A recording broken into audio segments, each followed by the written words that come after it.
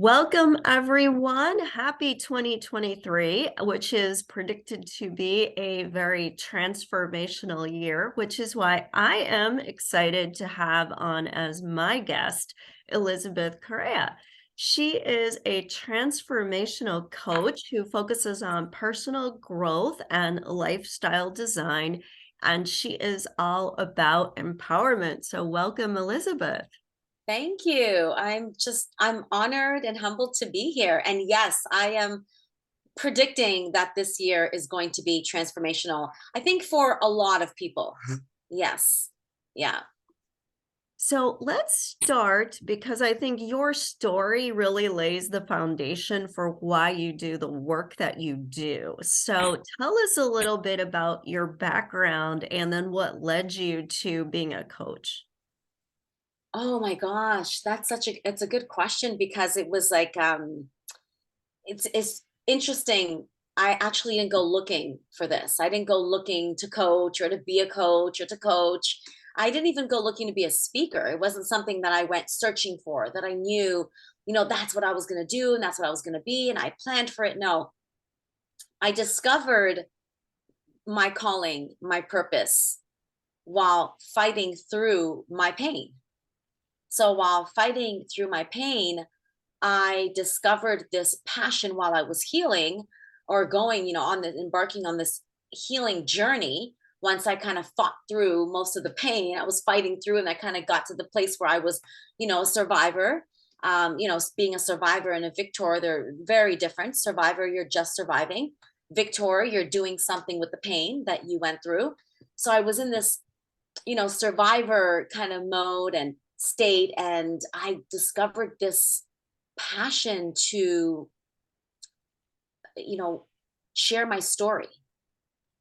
While I was sharing my story, whether it was in support groups, whether it was at you know um, events at church, I just there was something about it that would light me up, and I didn't even know what it was. I'm like, I feel so good sharing and talking about my story, and realizing that it was because of the impact that it had on other people who were not yet at the survival mode. They were still stuck in victim mode.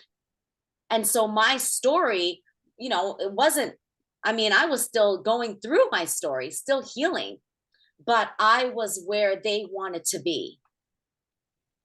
Just Yeah. like my mentor, I wanted Mhm. to be just like her, and she mentored me and she loved me back to life. And I would say, like, gosh, I want to be just like her. I want to help women and girls and I want to speak and I want to, I just didn't know what that would look like, but I knew that I wanted to be just like her. So that's really how I discovered my passion. So I went from pain to passion, and then from passion to purpose, and then from purpose to pay.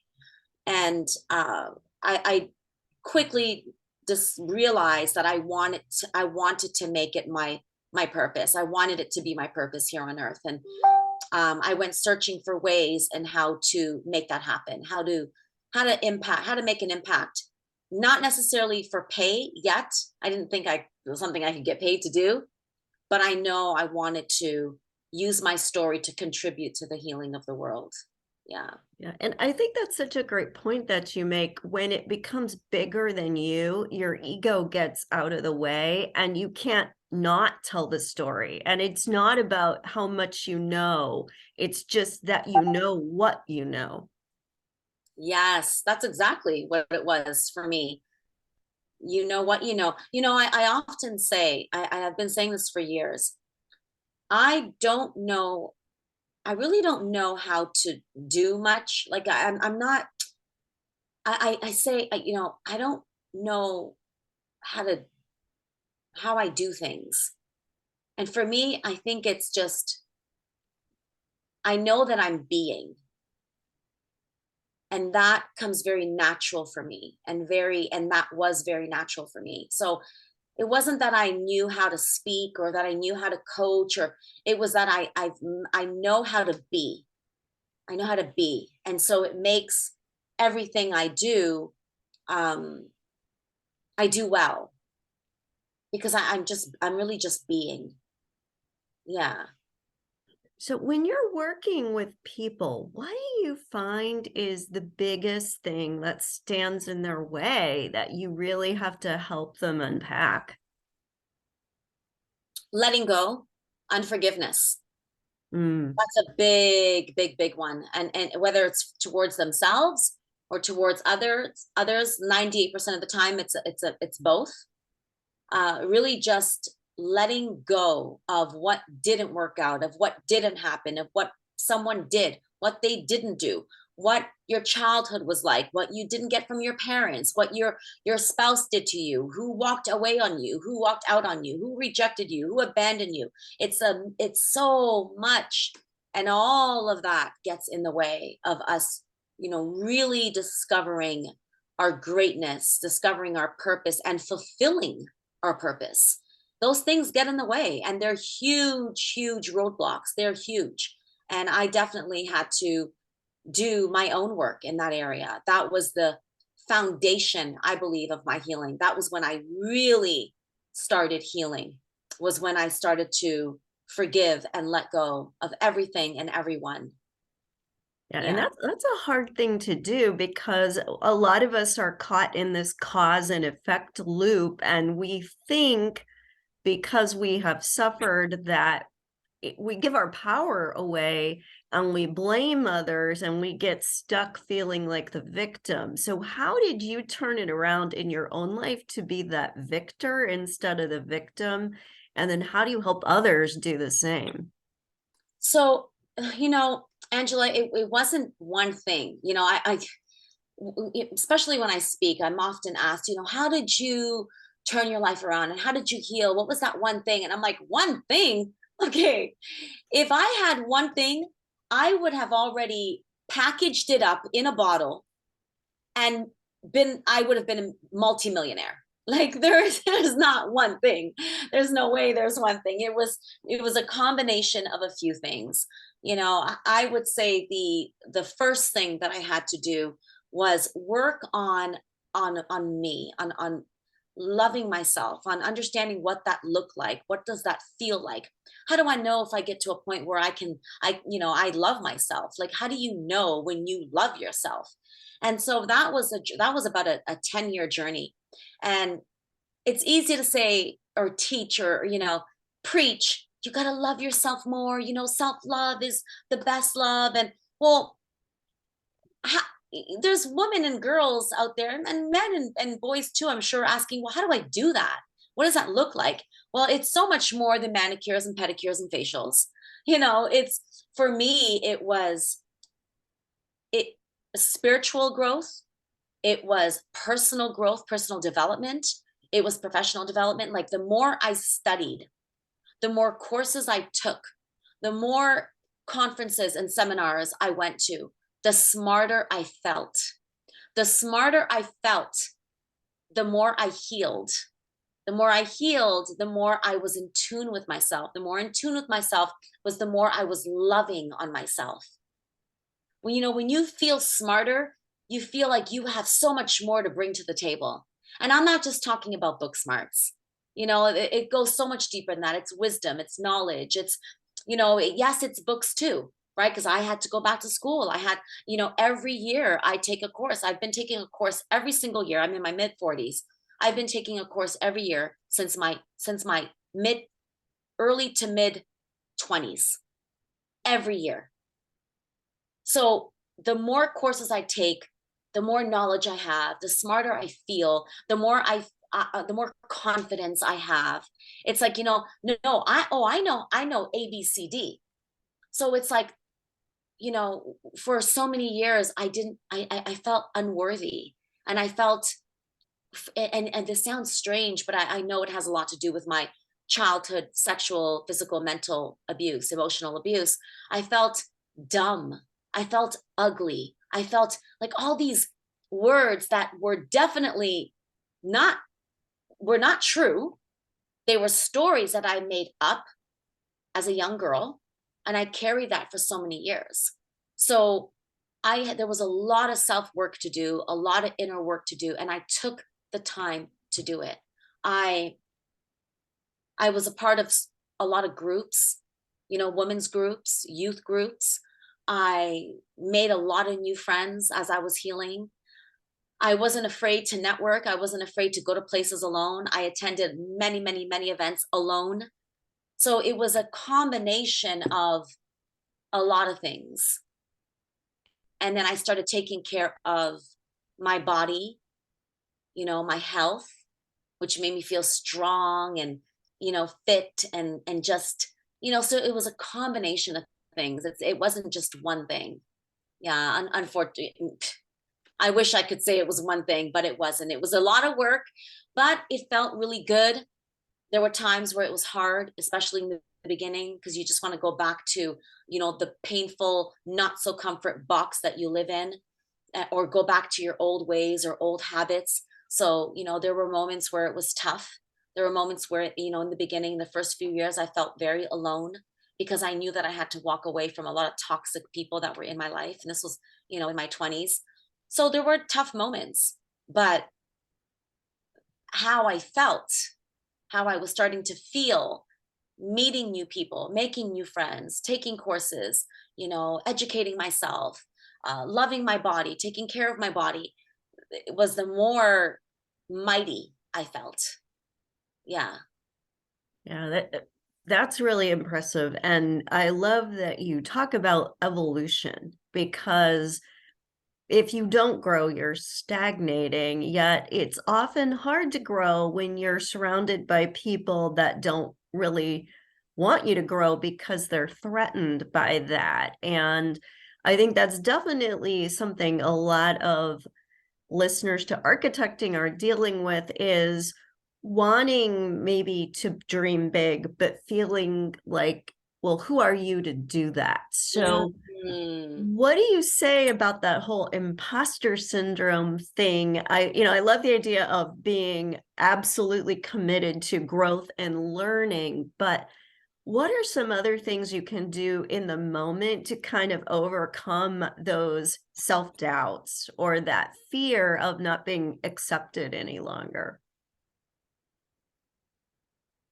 You know,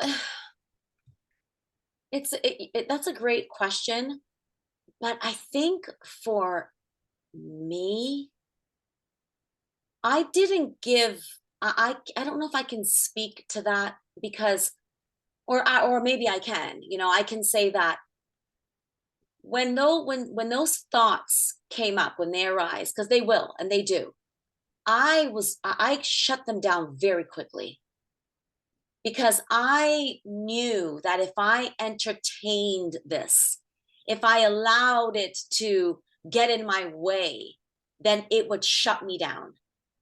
So I was very and am still very good at shutting down negative thoughts, negative talk. I don't,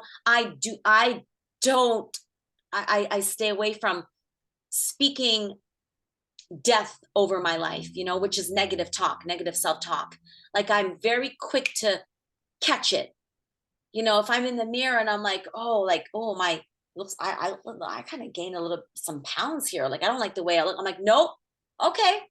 I gained some pounds and they're going to go. I'm going to work on the next few days and they're going to go. Like, I'm very quick to, and I think it goes back to my level of resilience, which I've been extremely resilient since I was a little girl. Now I didn't know I was resilient until I understood what that word meant in my, mid to late 20s.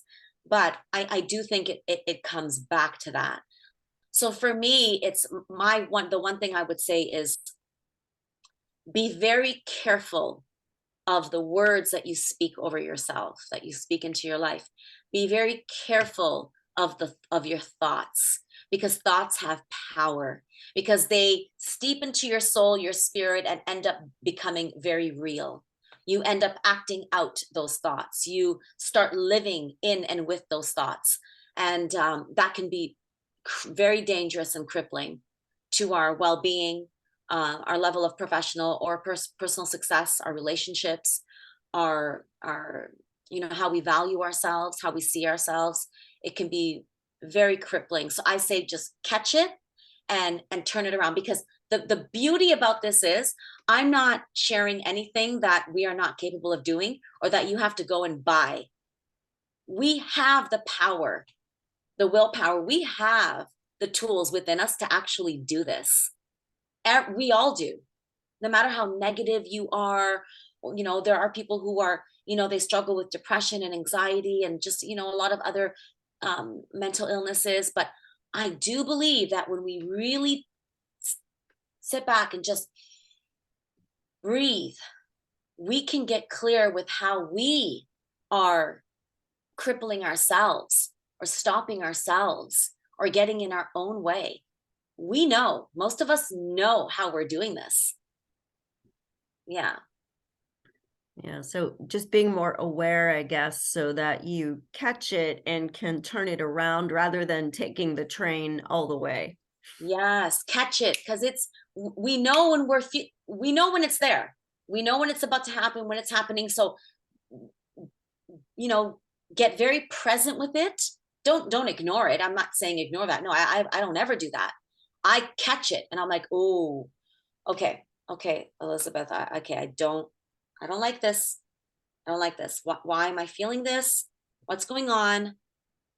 And just evaluate what's really happening and and stop it. Yeah, because we have the power to do that. Yeah. So I know a lot of your work is about giving people their power back, Mhm. showing them how they give it away. But then you're also trying to get them to feel good about pursuing the life that is their dream life, to be the person they were destined to be. Mhm. What do you do when somebody is just so lost touch, so used to people pleasing that they don't know the answer to that? The answer to what it is they're supposed to do. Mhm. So this is interesting. Now, I would say I'm gonna put it at 99% of people actually know what they want to do. And it's something that they think about all the time. Now, it might be a combination of two or three things, but something is there. And they're either ashamed to share it because they don't think they're qualified to do it or be it, or they don't believe in themselves enough to think or believe that they can actually do it. So it's usually one of those two things. So Mm. you have, and I work with women every day. I coach women every day. This is what I do. And then, when I speak to women, I just, I don't know. I don't know what I want to do. I don't know what my purpose is. And, we start going through a number of exercises to kind of figure it out. And it always comes back to, yeah, like I kind of always did want to do that. But, I just felt so like there's already so many people doing it. Who am I to just show up and say, I want to be a fashion stylist? Who am I to say I want to be a public speaker when there's millions out there? I don't have any education. I don't have any, and no, there's no training. But it's something that they always wanted to do. Because how we discover what our calling is, many of us, we witness someone else doing it first.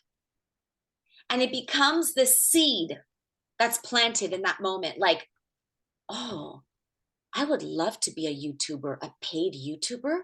Oh my gosh. So these people actually sit there and just record videos and make money. I want to do that. I have so much I want to say. I want to talk about my love of gardening. I love to garden. I can teach people how to, plant gardens, and I mean how to plant trees and fruits and whatever it is. I'm not, I don't, that's not my, I mean, I like gardening, but I don't do it. So, but it could be something as simple as gardening, and there are hundreds of people monetizing YouTube just by teaching people how to garden.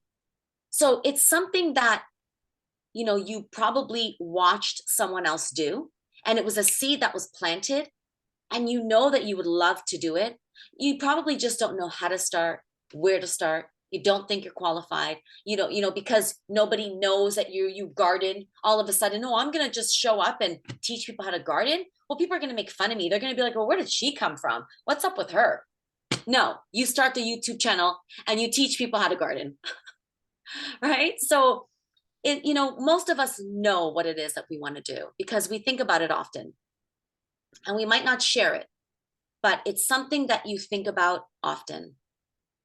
It's something that lights you up, that you love. You love watching other people do it. You watch a lot of videos on it. You read books on it. You read magazines on it. You watch YouTube videos on it. Like, you listen. It's something that lights you up. You just love it. Yeah. Yeah, maybe you just didn't know that that could be a path. So just connecting those dots is important. Another thing, though, that I think is kind of a sidebar to this is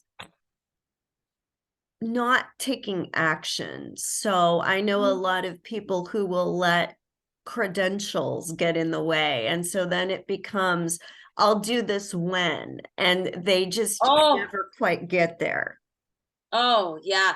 I'm going to use that for, my clients who are, in the beginning when we first start going through our sessions, and they're waiting for the credentials and for the certificate and for something magical to happen before they start posting. And that gets me every time. It's like, oh no, we're not going to do that. No, no, no, no, no. We are not going to do that. Like, that's not what, I mean, social media, it wasn't, Tony Robbins didn't, he didn't start his business in social media time. But however, that's not what he did before he started pitching and getting out there and, speaking to in corporations and companies and organizations and huge, huge, huge platforms. He started with speaking in basement events. He first charged, actually I charged the same thing when I first started. His first fee, his speaking fee was $200. Now it's more than 200,000. So he didn't wait until he had all these credentials and education before he started speaking for pay.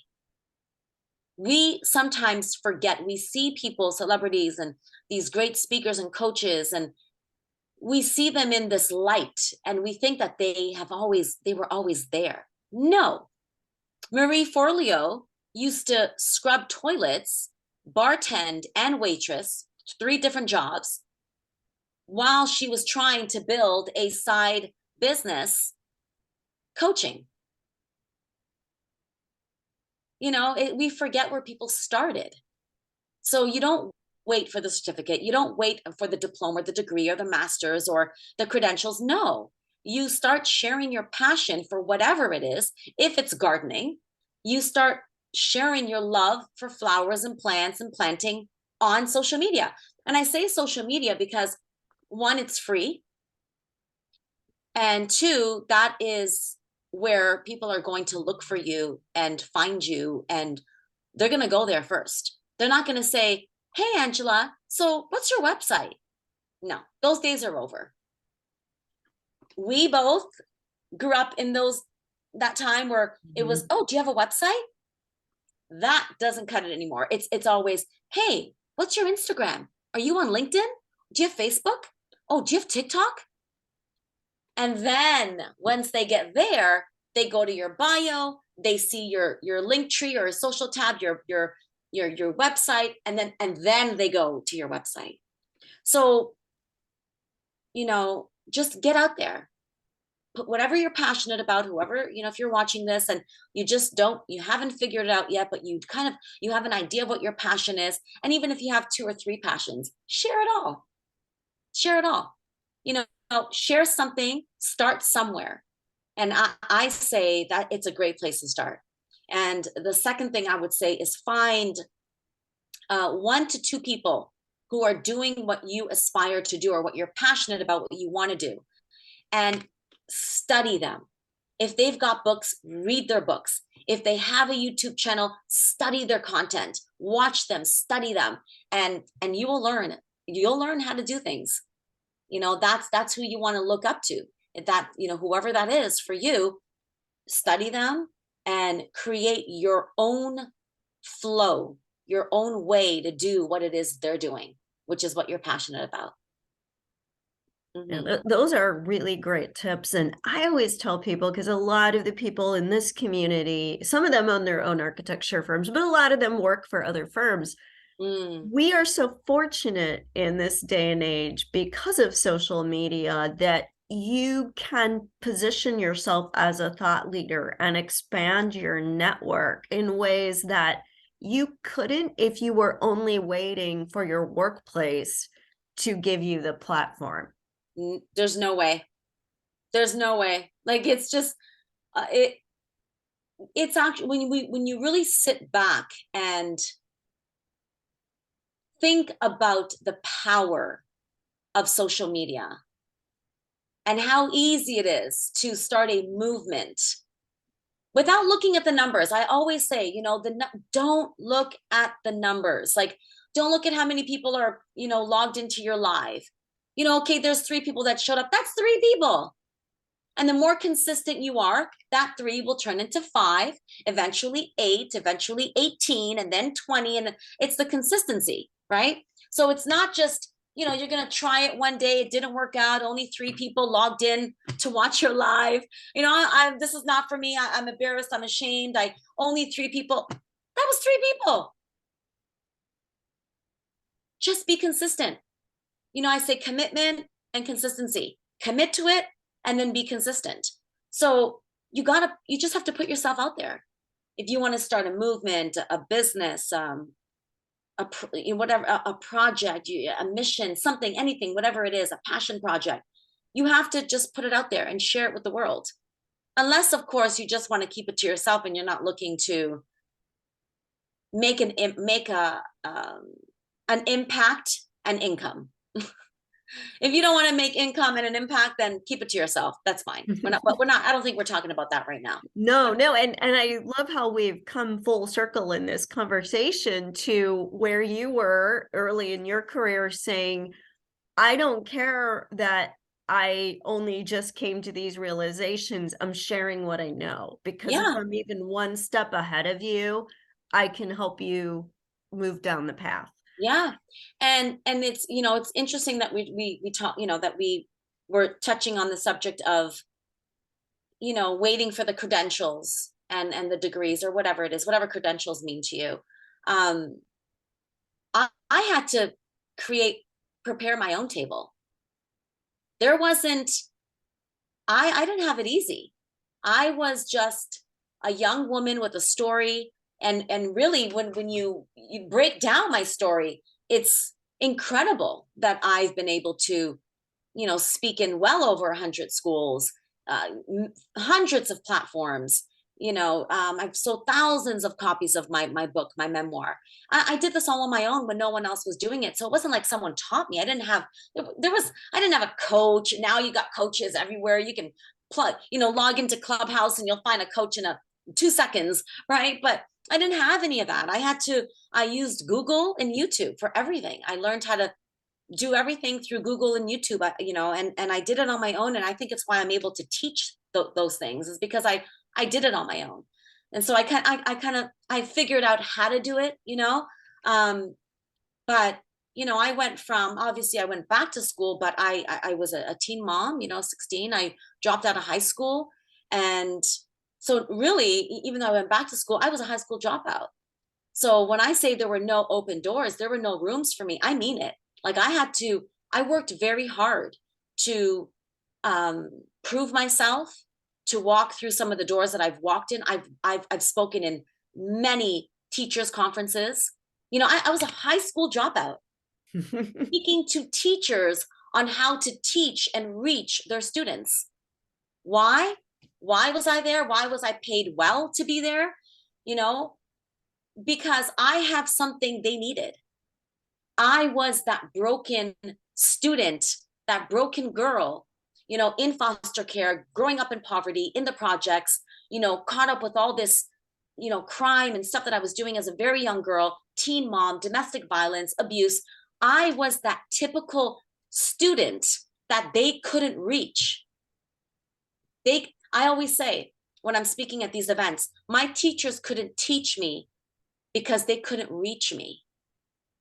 Mm-hmm. Now, I know how to teach them how to reach those students. So they needed me. Once I discovered that, I'm like, there's a need for my story. I've got something that these teachers and educators, administrators need. So I prepared my own table, and I made a way to walk through these doors that were, to, I'm sure a lot of people probably, speakers and educators that had a lot more education than I did thought, hey, I tried to speak at that youth conference. How come I didn't get in? Right. So, and I say this in with complete humility. It's not me. I'm sharing this with a purpose. I share it to say you can make a way, and you can do that thing that you're thinking about doing and that you think you're not qualified to do. Oh, believe me, with the power of social media, you can do it. Yeah. Anybody, anyone. Yeah.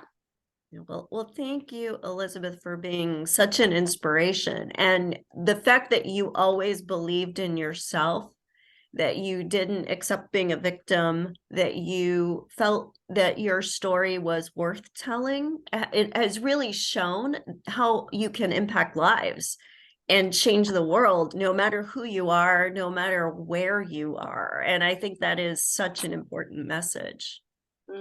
Thank you. Thanks, Angela. Thank you. So, for people that want to learn more about you or follow you, how can we find you? How can we get your book?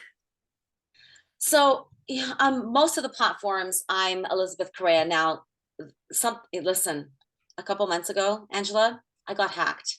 Mm. My Instagram and my Facebook got hacked, and it was probably the saddest day of my life. I was physically, mentally sick for like, I'd say about 2 weeks, because I worked so hard on building my platform on Instagram and Facebook for 8 years. I've been on there. I was there for 8 years. I've been on in social media for 8 years. So I had to create new accounts because I just found out that I won't be able to get the accounts back. So it's still Elizabeth Correia on all the platforms. So what I did was I put Miss MS on Instagram, so Miss Elizabeth Correia, Facebook Elizabeth Correia, TikTok Elizabeth Correia, my website Elizabeth Correia. Um, I do have, and I'm not sure if you send out a newsletter. I do Mhm. have a freebie masterclass that I can send you a link, which Sure. is discovering your one thing. So your one thing is, it's your one thing. It's your purpose. It's your one thing. How to discover your one thing. So I can send you the link to that, and then you could just send it out to your email database. Yeah, that would be great. And that is so generous of you to share that with everybody. I know they will definitely appreciate it. And I definitely want to encourage everyone. This was such an inspirational talk that please share your insights from it and tag Elizabeth. I know she would Yes, appreciate hearing what your insights were and what your takeaways were. absolutely. Yes, I would. I would love that. Please tag me. Yes.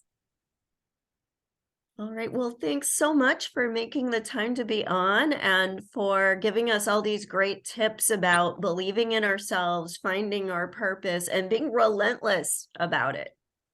Ooh, I like that word, relentless. Yeah, and if there's one thing I'm going to leave everyone with, since we're only in January, the first week of January, is get clear with your one word, your theme, your energy for the year. And then, just set your goals, everything you want to do, everything you aspire to do, you want to create, design, accomplish it, create it around that word. If the word is well-being, then if your goal is to feel better, stronger, healthier, and your word is well-being, set your goals around feeling and being well.